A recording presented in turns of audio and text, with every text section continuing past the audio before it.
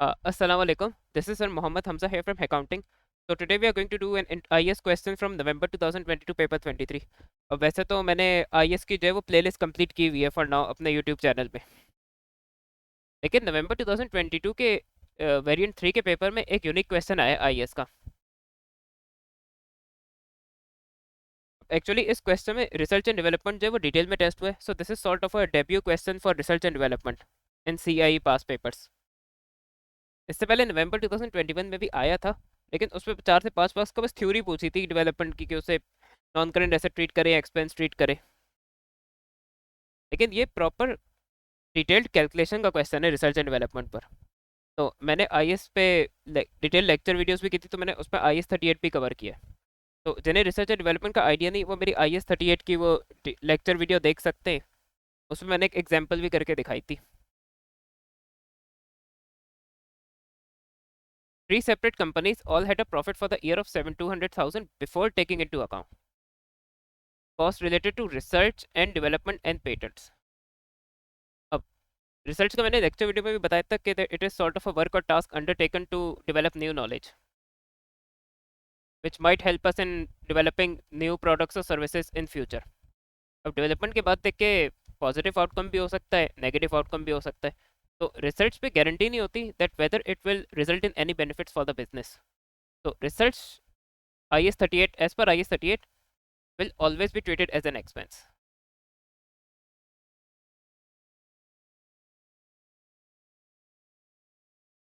So AB spent 80,000 on research and development. Of this, 30,000 was research cost and the remainder was development cost.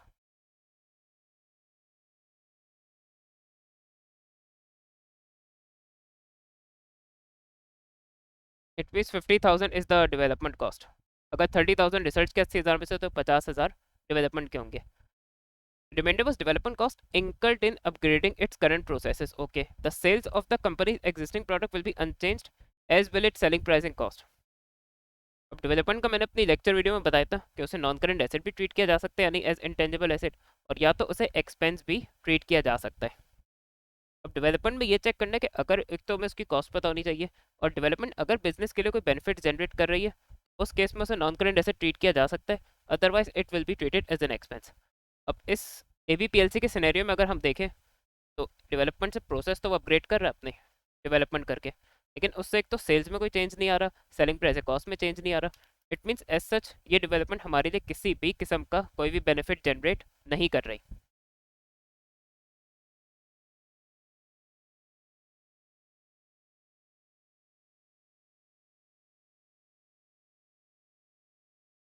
तो ABPLC में both will be treated as an expense.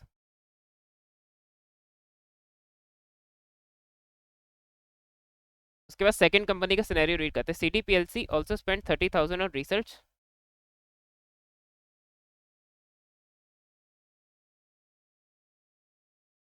and 50,000 on developing a new product which it was starting to sell by the end of the year and which it expected to sell for 20 years in total.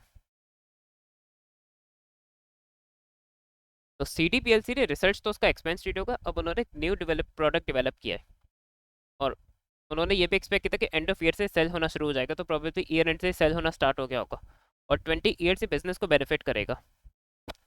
Product जो है वो बिकना भी शुरू हो जाएगा. तो यहाँ जो है वो सॉर्ट ऑफ हिंटेड है एग्जामिनर की तरफ say that development will definitely result in benefits or economic benefits for the business. So probably this development will help in revenue generation for the business. So यहाँ development will be treated as an intangible non-current asset. EF spent 80,000 buying patents, allowing it to produce and sell a new product, which it also expected to sell for 20 years. अच्छा, patents में ये देखना कि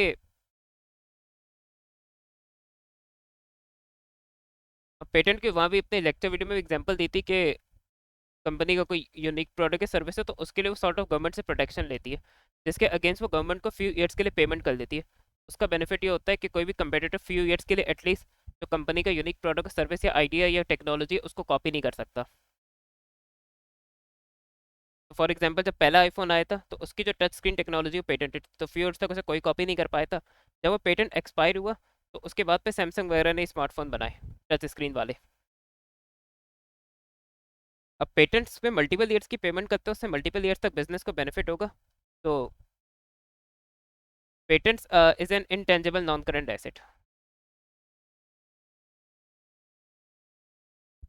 patents हमें 20 years तक benefit भी करेंगे। तो पेटेंट को हमेशा नॉन करंट एसेट ही ट्रीट किया जाता है। अब यहाँ डेवलपमेंट को अगर दो कंपनीज में हम डेवलप, एक में डेवलपमेंट को और एक में पेटेंट को as intangible non current asset treat करेंगे, तो डेफिनेटली हमें उस पर अमोर्टाइजेशन भी चार्ज करना पड़ेगा। State when an intangible asset can be recognised in accordance with IAS 38। तो ये बहुत ईजी है।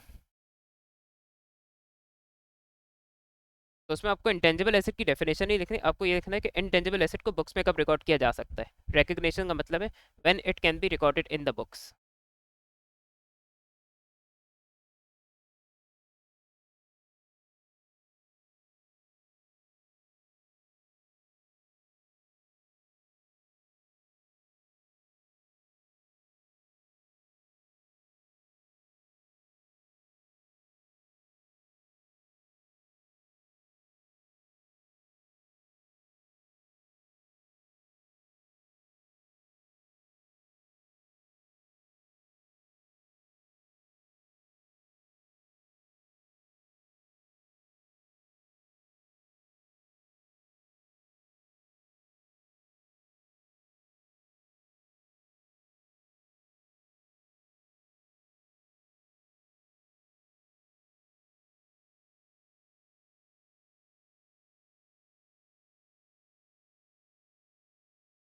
अब ऊपर ये बताया हुआ है कि तीनों कंपनीज का प्रॉफिट जो है वो before adjusting research and development and patents है। तो फर्दर इन्फॉर्मेशन भी देख लेते हैं।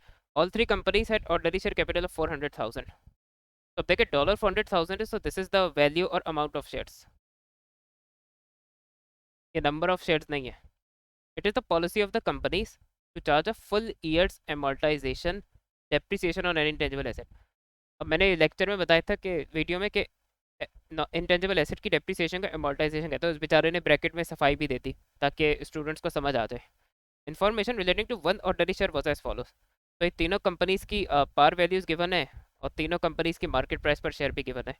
तो calculate for each company earnings per share to the nearest whole cent. अब सोच रहे होंगे कि अर्निंग्स पर शेयर कैलकुलेट करने के 10 मार्क्स क्यों हैं। तो अर्निंग्स पर शेयर का जो फॉर्मूला है,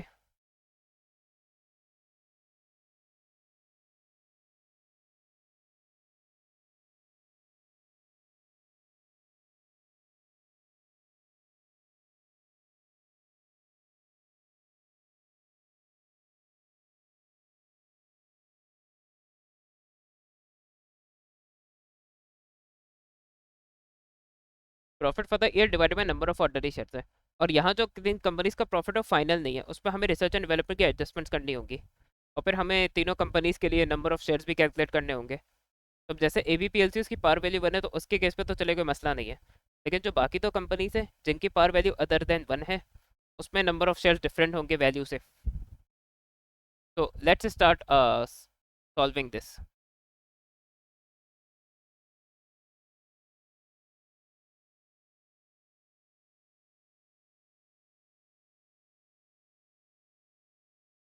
ABPLC कर लेते हैं उसका।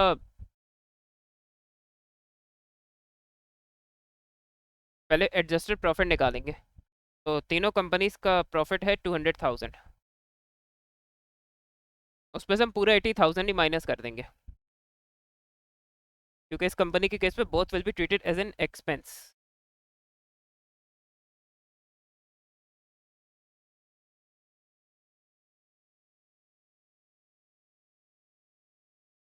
तो इसका जो एडजस्टेड प्रॉफिट है वो 120,000 होगा। इसी का EPS भी निकाल लेते हैं सेम टाइम में। Profit for the year. अब इसकी देखिए पार वैल्यू 1 है।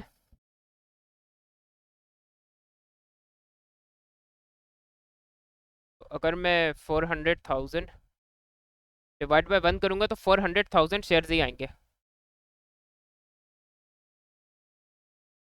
तो इसका 400,000 हो जाएगा।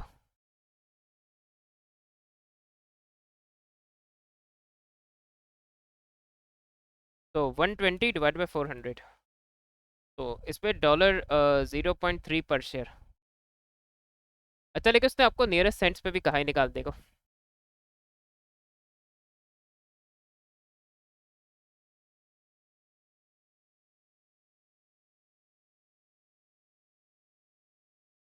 तो 0.3 को अगर आप 100 से करा दें तो 30 सेंट्स आ जाएगा। 30 सेंट्स पर शेयर। इसकी लॉजिक ये है कि देखिए, $1 में 100 सेंट्स होते हैं। तो अगर $0.3 है तो उसमें कितने सेंट्स होंगे, या आप डायरेक्ट प्रोपोर्शन में क्रॉस मल्टीप्लाई कर लें। तो 0.300 इज इक्वल टू एक्स। तो 0.3 मल्टीप्लाई बाय 100 बरा 30 सेंट्स पर शेयर हो जाएगा।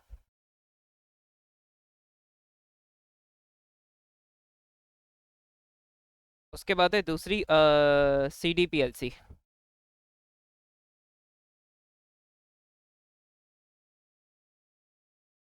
उसमें हम सबका साथ निकालेंगे, प्राइस अर्निंग रेशियो भी कैलकुलेट कर लेते हैं। अब देखिए, मार्केट प्राइस आपको डॉलर में दी हुई, तो उसमें इसके लिए आपके पास ईपीएस डॉलर में होना चाहिए। इसलिए जो पहले डॉलर में आंसर है उसको मेंशन जरूर कर ले। उसके बाद उसको सेंट में कन्वर्ट करें, ताकि आप आगे उसी आंसर को अर्निंग्स पर प्राइस अर्निंग रेशियो के लिए यूज़ कर सके। अब पी रेशियो को याद रखना तरीका ये है कि market price per share divided by earnings per share. P is market price, I is earnings per share. तो earnings per share obviously denominator में आएगा, और market price per share is 1.2।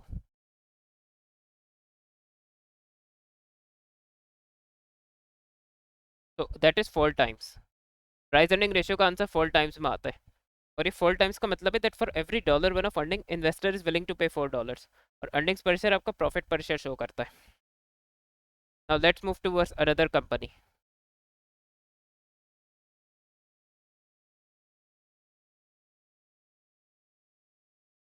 C D P L C. उसका पहले हम adjusted profit निकालेंगे।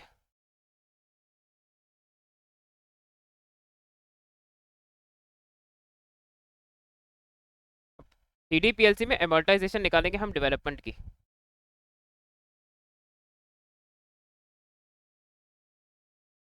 तो जो C D P L C में डेवलपमेंट कॉस्ट है वो 50,000 है।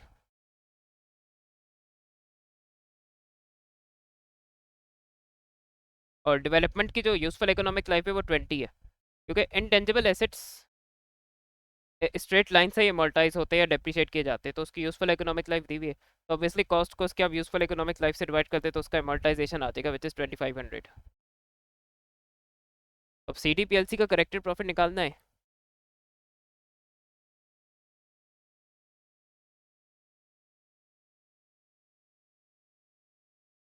तो वो 200,000 है। अब उसमें से जो 30,000 रिसर्च का है, और ये जो 2500 एमोर्टाइजेशन के, तो एडजस्टेड प्रॉफिट आ जाएगा।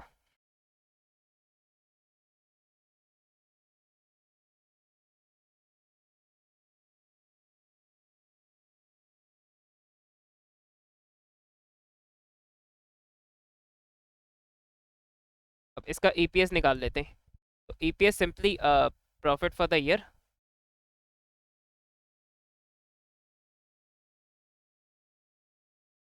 अब इसका देखिए इशू क्या है कि शेयर कैपिटल की वैल्यू 400,000 है, वेरस पार वैल्यू 0.5 है।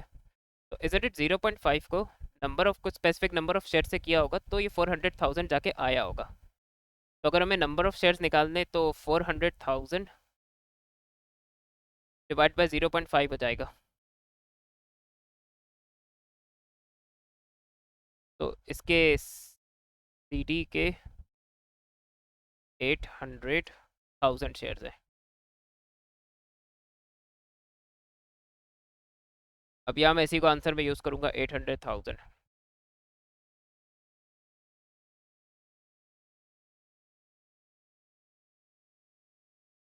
तो उसने कहा 2 डेसिमल नियरेस्ट सेंट है ये। तो अगर डॉलर में आपका 0.21 हो जाएगा, और इसी 0.21 को आप 100 से करा दें तो आपका 21 सेंट्स पर शेयर हो जाएगा।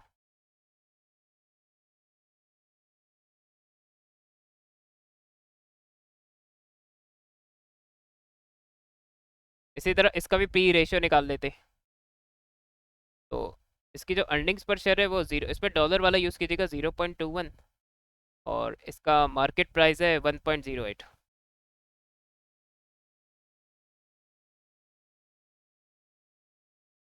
देखते क्या आता है। तो उसने कहा है प्राइस अर्निंग रेशियो में स्ट्रिक्टली 2 डेसिमल प्लेस, तो we will take it as 5.14, 5.14 times.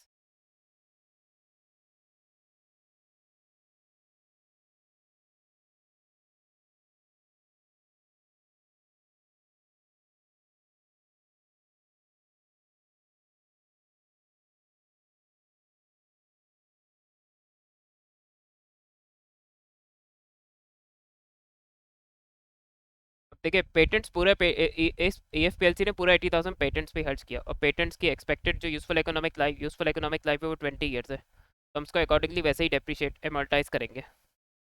तो उसकी पहले हम एमोर्टाइजेशन कैलकुलेट कर लेंगे, क्योंकि हम वो प्रॉफिट की कैलकुलेशन में यूज़ करेंगे। तो 80,000 डिवाइड बाई 20, तो दैट इज़ 4,000। अब इसके प्रॉफिट में एक तो,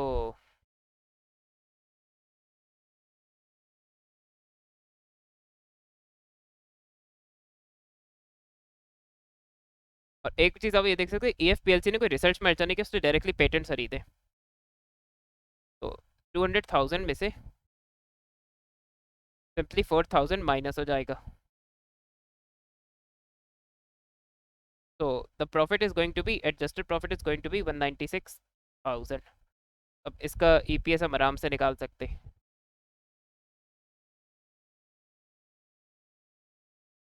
का जो profit for adjusted profit for the year है 196,000 है, इसके भी नंबर ऑफ शेयर्स निकाल लेते।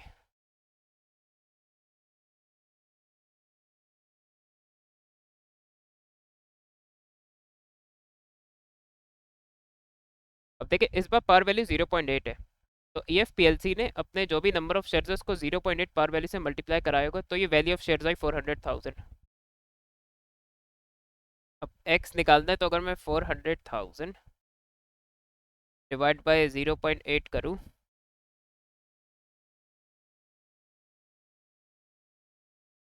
तो ये 500,000 शेयर्स आ जाएंगे इसके।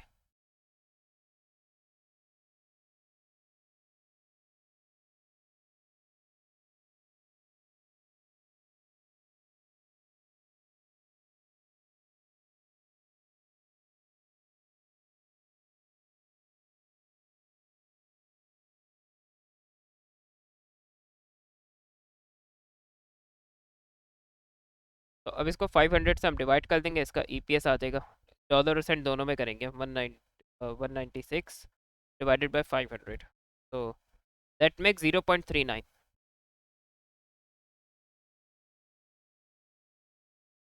इसका सेंट्स में भी आंसर लिख देंगे,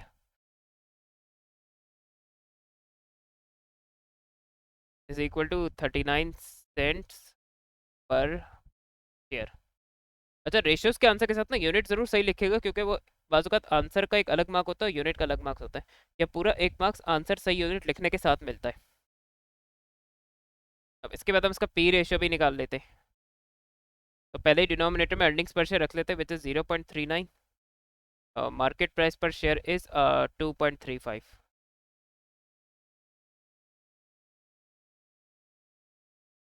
तो 2.35 डिवाइडेड बाई 0.39, तो इसे लीजिएगा 6.03 टाइम्स।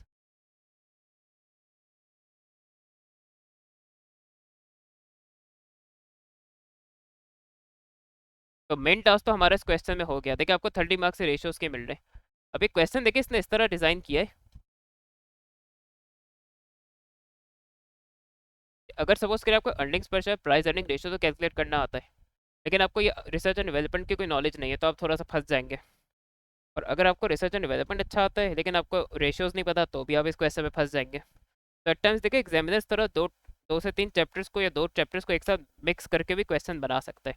इसमें आप खुद देखिए, आपको IAS भी आना चाहिए, आपको रेशियो भी आना चाहिए।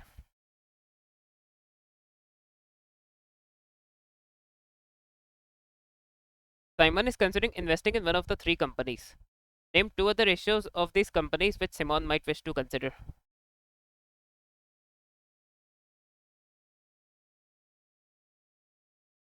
तो पार्ट सी में डिविडेंड कवर हो सकता है, ऑब्वियसली एबिलिटी टू पे डिविडेंड में इंटरेस्टेड होगा इन्वेस्टर। इन्वेस्टर हो सकता है उसके गेयरिंग रेशियो पे भी इंटरेस्टेड हो, क्योंकि ऑब्वियसली गेयरिंग रेशियो शो करेगा कि कौन सी कंपनी लोन से ज़्यादा या कम फाइनेंस्ड है। They might be interested in dividend yield, जो कि इन्वेस्टर के लिए रिटर्न ऑन इन्वेस्टमेंट शो करती है, in which the dividend per share is expressed as a percentage of market price per share.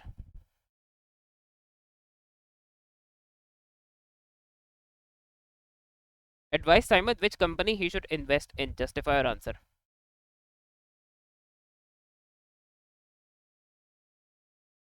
तो अगर हम यहाँ डेटा देखें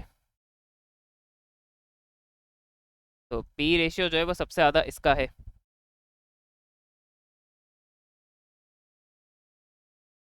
तो बहुत ही कम है।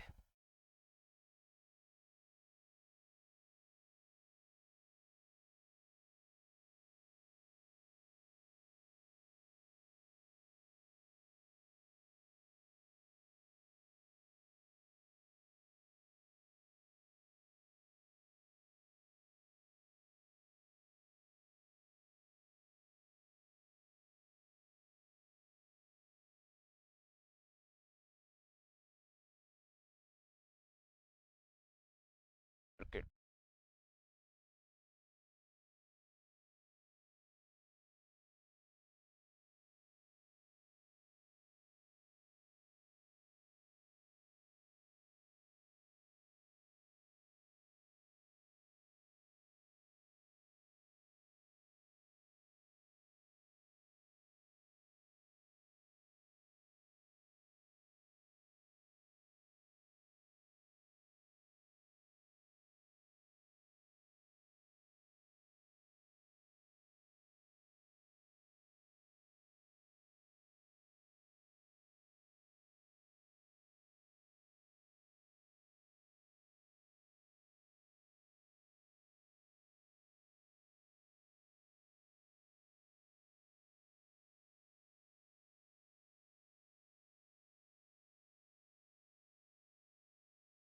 तो पी रेशियो के हिसाब से तो बेस्ट जो है वो E F P L C है, उसकी मार्केट प्राइस सबसे ज़्यादा है।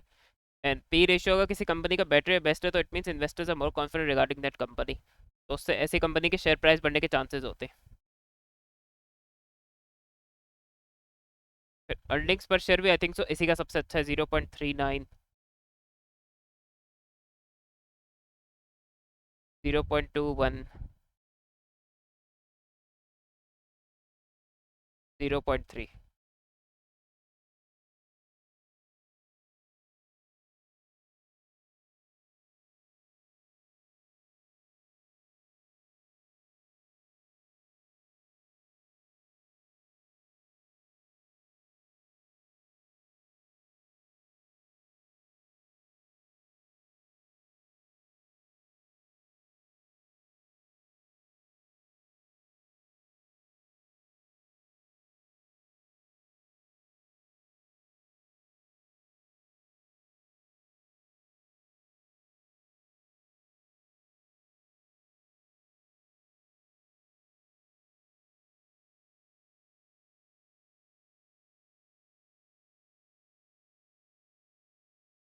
जिस कंपनी का एपीएस ज़्यादा होता है प्रॉफिट पर शेयर ज़्यादा होता है, प्रॉफिट पर शेयर ज़्यादा होता है तो उस कंपनी के या तो डिविडेंड मिलने के उस कंपनी में ज़्यादा चांसेस होंगे, या मोर प्रॉफिट विल बी री invested into growing the business.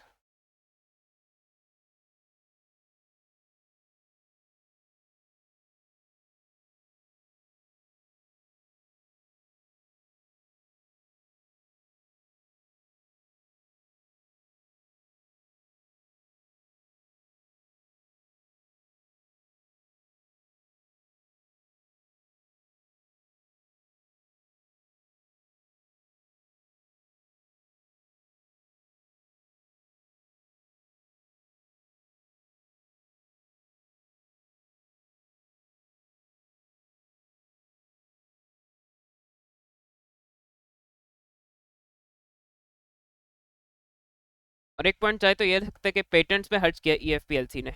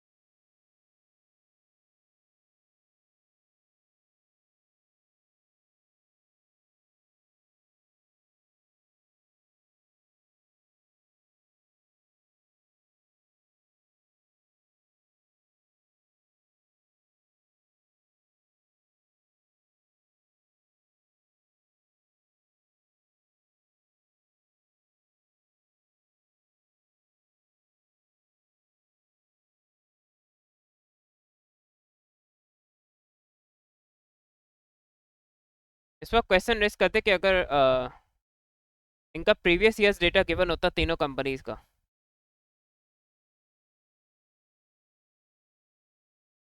क्योंकि जैसे भी EFPLC हमें कर रहा है कि it's better than the other two companies, but in comparison to previous year might be इसके रेशियोज डिक्रीज हुए हो।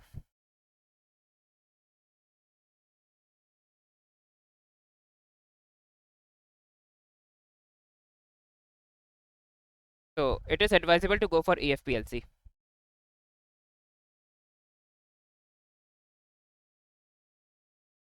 पार्टी में इसलिए नहीं करूंगा क्योंकि एक तो ये कि वो अकाउंटिंग के जो चैप्टर्स है और उनकी जो थ्योरी है उससे उस in that context is not that much relevant. और एक आप लोग के कॉमन सेंस से भी आंसर कर सकते हैं पार्टी को। पार्ट एफ, हाँ मैं उस पर बात कर लेता हूँ। स्टेट टू मैटर्स, तो एफ में देखिए डिटेल्स ऑफ डिविडेंड्स होती है, डिविडेंड की डिटेल्स जो है वो उसमें डायरेक्टर्स रिपोर्ट में मिल जाती है।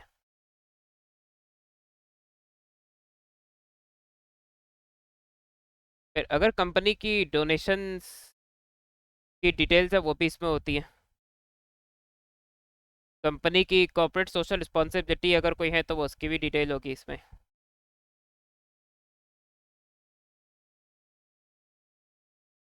कंपनी के कमेंट्स होते हैं on companies performance during the year.